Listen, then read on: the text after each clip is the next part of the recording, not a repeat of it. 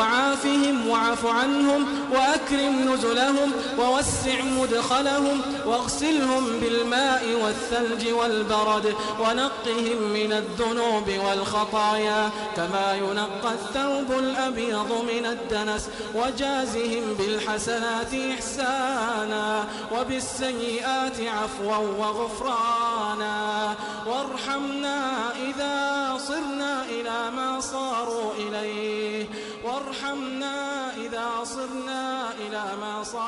إليه تحت الجنادل والتراب وحدنا.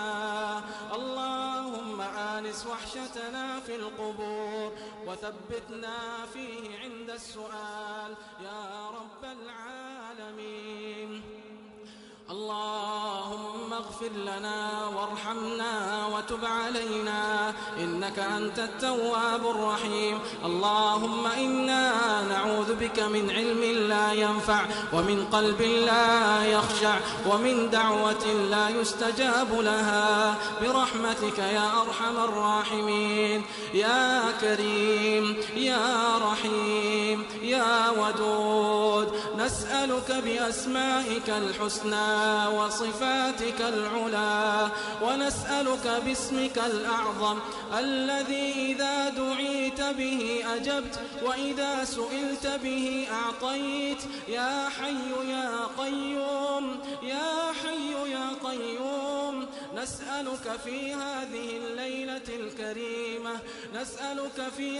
الليلة الكريمة المباركة يا حي يا قيوم أن تعتق رقابنا من النار. اللهم اعتق رقابنا ورقاب آبائنا وأمهاتنا من النار. اللهم اعتق رقابنا ورقاب آبائنا وأمهاتنا وجميع المسلمين من النار برحمتك يا أرحم الراحمين.